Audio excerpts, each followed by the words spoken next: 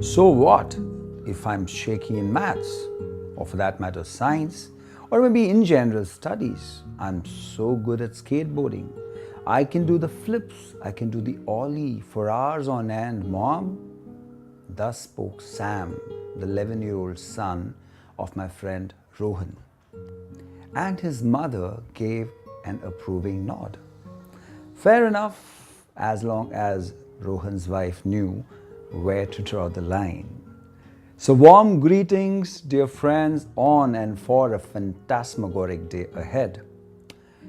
Let's talk about one more defense mechanism today.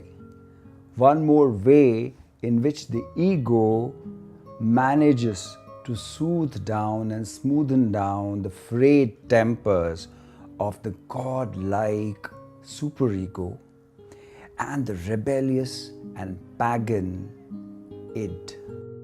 Both these antithetical entities, the id and the superego, residing within the deep, dark layers of the unconscious.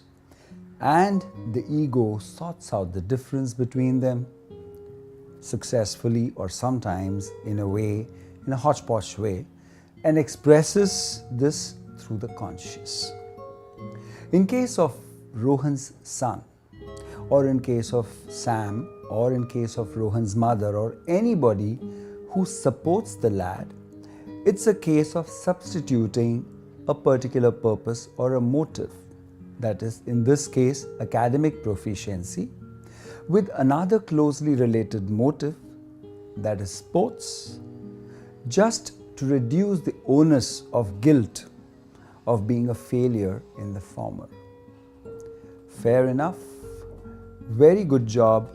This method of substituting a particular motive which causes anxiety, guilt, and maybe even fear with another closely related motive just in order to attain success is called substitution. Substitution is a very good, a positive, a proactive measure to deal with the differences that the ego does, to deal with the differences between the superego and the id. Very good, provided it is done to check whether this particular substituted purpose, substituted goal is viable. Is the person involved seriously proficient in it? And what kind of proficiency, the goal itself, is it a time-tested, the substituted goal, is it a time-tested goal that it can sustain itself and give the person continued success? Friends, in real case, in corporate world, we come across many such professionals who keep shifting from one job to another, one field of specialization to another, just to avoid the guilt of having been unsuccessful in one of them. Sometimes they do well as an initial success, as what is called as beginner's luck maybe, but often it doesn't sustain and they end up proving the time-tested adage true: rolling stones gather no moss. Hence, what is the key? What is the story behind it? What is the takeaway behind it? What do we do about this particular case? How do we use substitution in a positive way?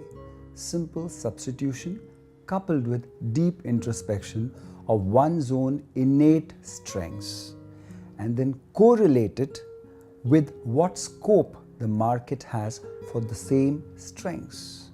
Tough order, typical jargon. Let's simplify it. In case of Sam, that is Rohan's son, he's talking about skateboarding. Will Sam be able to be that proficient in skateboarding? In the market, what kind of future skateboarding has? And if there is any scope to further upgrade the skills that Sam has, does skateboarding itself offer that, or it is just a passing fancy that Sam seems to be having? Or does he have the perseverance to sit and work upon this and seriously make a mark in this niche sport. Can he do that? Points to ponder. Well, friends, this is what we need to sit and ponder about. We need to think about what our innate strengths are and whether substitution can be converted into a positive kind of a defense mechanism. This is what we need to discuss with ourselves and share our views. Each individual person has his own core competency, but understanding that so that substitution can be made a positive defense mechanism is what is going to be our attempt.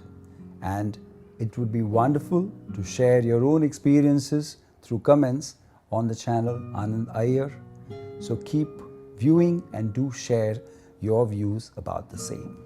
Have a wonderful day, fabulous day, and a great future ahead. Thank you.